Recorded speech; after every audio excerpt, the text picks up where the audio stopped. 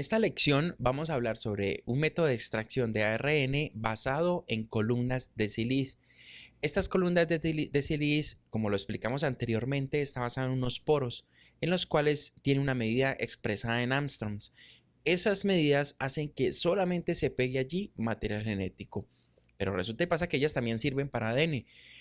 ¿Cómo entonces funcionan para RNA? Lo que sucede es que depende de los reactivos que nosotros utilicemos en la extracción, vamos a cargar ese ARN para que se quede allí y lo demás sea pasado por estas membranas. Entonces, lo que hacemos nosotros en los reactivos es agregar oligos de T, que son unas colas de puras timinas.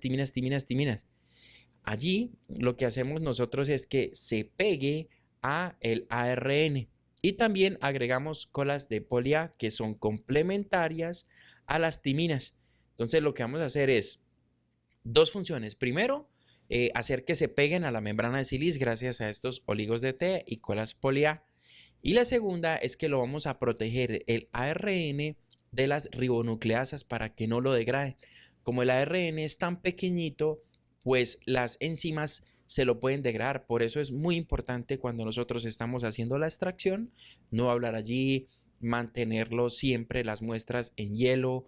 Luego que pasamos a hielo, pasamos a un congelador, ya cuando tenemos el ARN extraído, porque el ARN, como es tan pequeño, es muy lábil. Como es tan lábil, tenemos que protegerlo a toda costa de las ribonucleasas, las enzimas.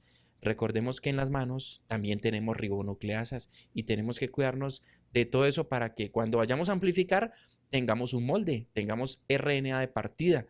Porque si pasamos esa muestra que se degradó antes de llegar a la PCR, cuando lleguemos a la PCR, no vamos a tener material de partida y pues nos va a dar un falso negativo. Voy a explicarlo en detalle. Tenemos acá el lisado. Recordemos, en ese lisado vamos a agregar proteínas acá, vamos a agregar soluciones caotrópicas o sales caotrópicas, vamos a agregar oligos de T y vamos a agregar colas de poli-A, ADN poliadenilado. Esto con el fin de que se me peguen en las membranas. Entonces, una vez lo pase aquí a la columna, el lisado la centrifugo y el lisado me va a bajar acá proteínas y algo de ADN me va a bajar acá.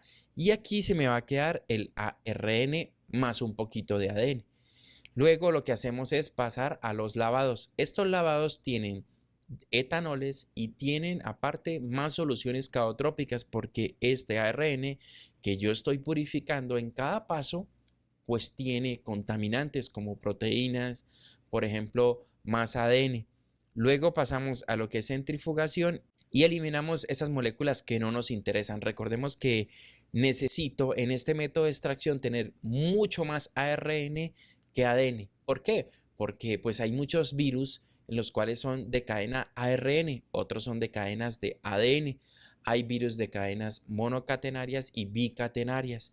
Este método de extracción, desde mi punto de vista, es mucho mejor que hacer el fenocloroformo.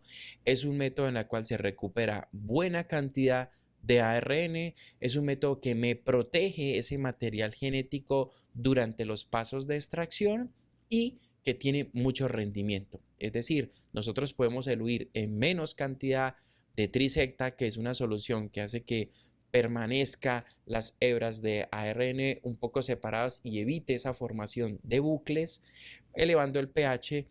Esto es muy eficiente para poder hacer retrotranscripción. Recordemos que la PCR es la reacción en cadena de la polimerasa, pero se hace a partir de ADN, no de ARN. Cuando tenemos aquí ARN en nuestra extracción, lo que hacemos es pasar una retrotranscriptasa para convertir DNA complementario o ADN complementario y a partir de ese ADN complementario hacemos la PCR.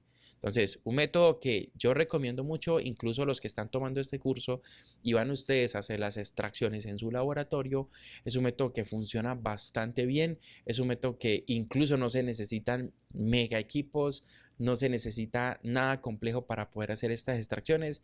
Estas columnas están basadas a una tecnología muy similar a lo que es HPLC, cromatografía líquida a altas presiones. Funcionan bastante bien Lo recomiendo, incluso nosotros hemos probado fenocloroformo, hemos probado nanopartículas que lo vamos a hablar en la siguiente lección y me quedo con esta. Nos vemos en la siguiente lección.